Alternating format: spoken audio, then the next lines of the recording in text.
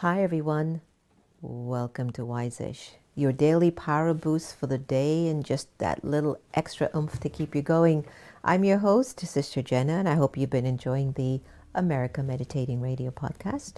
We have a lot of amazing artists and experts and celebrities and average folks like me and you sharing with you tips that are making life a whole lot better.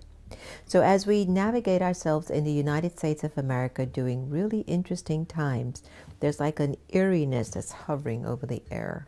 Over 60 million people in the United States have gone out to already vote, and voting is on November 3rd. So you can only imagine what's actually taking place in the minds of everyone who are really wanting to see something different. In the USA, there are two different aspects of voting. There's a popular vote, there's electoral college. The electoral college actually votes in the next president of the United States. That can be a little bit tricky because 100 million people can vote for one particular person, and with the electoral vote, only 50. And the person who gets 50 electoral votes wins the election. And it has created a lot of confusion over the times, and we're going to need to find some level of tolerance.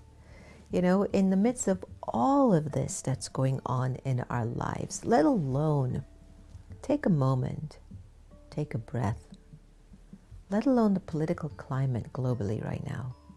How are you doing in your own homes? How are you able to tolerate the kids walking around, running around the house, making demands on things that they want from you? How are you able to tolerate your spouses and their needs, the workload? So many of my friends that are in technology are basically crying that their bosses and their managers are giving them 10 times more work than they had when they were going into the office. One manager told one of their colleagues, look, it took you an hour to come to work and an hour to go home. Use those 2 hours to work more. Can you believe that? That's just not right. And we're going to have to find the ability to tolerate and find resilience. A lot of times when we look at the virtue of tolerance, we feel like it's a suffering. It is a pain. It is something that breathes discomfort, that it isn't me, it's not what I want. It's something I don't like. But I'd like to introduce tolerance as a deity quality, as a virtue that can actually make a lot of things in your life fall into place. Take, for example, you're dealing with a colleague at work. Let's say one is fast and the other one is slow. The one who's slow has to tolerate the one who's fast, and the one who's fast feels they have to tolerate the one who's slow. And when you say tolerate, what do you mean? You mean you have to accept, deal with it, cope with it, manage it? It's a good thing, isn't it? I have to tolerate my colleague at work for being slow. What does it mean? I have accepted them. Let me understand them. Let me embrace this as their way. And at the same token, see, I wonder if there's anything I can do to assist or support. The difference between looking at tolerance as a painstaking virtue versus actually a virtue of love and power is to be able to tolerate with compassion, with understanding, with acceptance, knowing that whenever you do it, things tend to have a way of working out. When you really start to tolerate things, things just start to work out. And tolerance in the context that there is love in your heart for accepting something you have no power of changing. So many times we've tried to change our spouses. We've tried to change our children. We've tried to change our country. And we just can't. We can't change anything or anyone unless we've been able to change ourselves. And whenever I look at the virtue of tolerance, I ask myself, do I even tolerate my own nature? Am I able to tolerate me?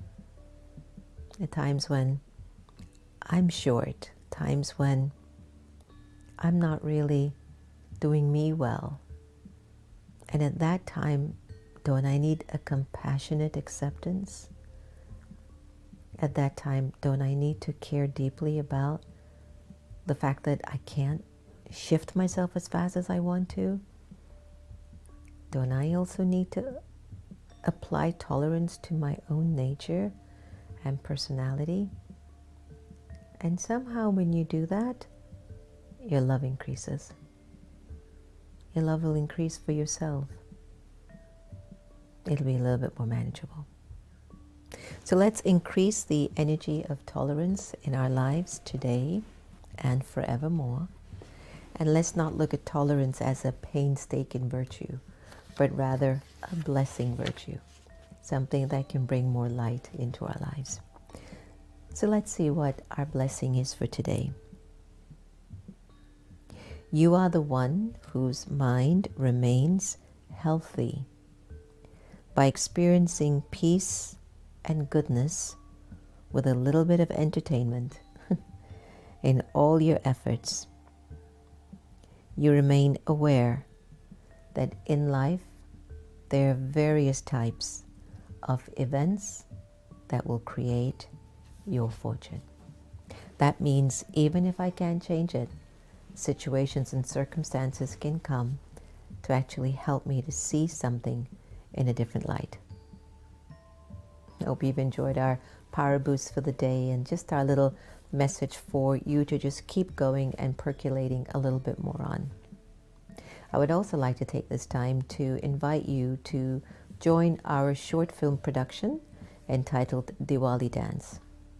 Diwali is coming up on November 14th, and we are putting together a spiritual short story about the meaning of Diwali. It's where you've come to a particular point in your life that you don't want to keep supporting any more negative or waste personality traits. I don't want to be angry anymore. I don't want to be jealous. I don't want to be scared. I don't want to have anxiety. I don't want to be impatient. You know, all these things that you say you don't want to be, well, just stop it. So what Diwali is, I'm done with them. Done. Swipe it to the left, to the right, swipe it up and down, done. Delete, delete, delete, delete.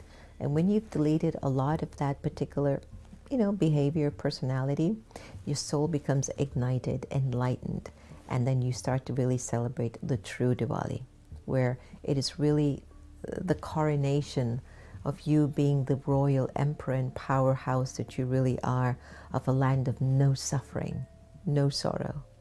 So we're putting together this Diwali dance short film production, myself and youth leader and activist Aditi Goel, and we've got 2 samples of a dance that you can practice at home and send in your recording or join our Zoom production. One is very Eastern and the other one is Western. And one is choreographed by our youth leader Aditi and the other by a choreographer, Howard Feelgood. So we've combined both ideas of how to do this Diwali dance to a very famous Bollywood song that we love a lot. And so if you'd like some information on how to participate in the Diwali dance, please go to americameditating.org, and there's a link there that you can click on and you can join in and watch and practice the dance. There are daily rehearsals taking place on Zoom by Aditi, but you will not be able to get the invitation unless you sign in. So if you want to participate, feel free to do so today, and we'd be happy to get you on board with our short film production. So as we share here every night or every day on our show, remember, no one can take away your happiness unless you give them permission, and we really are here to love each other the same. So let's do that some more. Enjoy your day, make it wise-ish, and be filled with a whole bunch of love and lots of good feelings. Take care. Thanks again. Hello everyone, we're coming up to Diwali, and the America Meditating production is producing a new short film entitled The Diwali Dance. It's all about dancing your sorrow away and bringing more light into the world. Plus, Diwali is this ancient Indian festival, You've got to get rid of all those weaknesses that are in your personality and become the light that you really are, to be crowned the king or the queen or the emperor of a world of no sorrow. So we have choreographed an incredible dance. One is Eastern by our youth leader Aditi Goel, and the other one is Western by famous choreographer to Michael Jackson, Jennifer Lopez, Dancing with the Stars, Howard Feelgood for the Westerners who move a little bit slower. Go to americameditating.org and look for the Diwali dance link where you can just sign in and be a part of our short film production. I really hope you can join us to do the dance because we're going to be doing it to one of my all-time favorite Bollywood songs. Please join us, the Diwali dance short film. I'll see you soon. We find our nation on a precipice, true tipping point. Is this the moment that will finally change our country? Trying to rain on the thunder. Tell the storm I'm new. I'ma rain on this bitter love. Tell the tweet I'm new.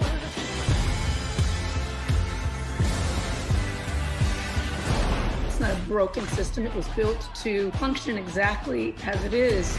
We must respond with bold action.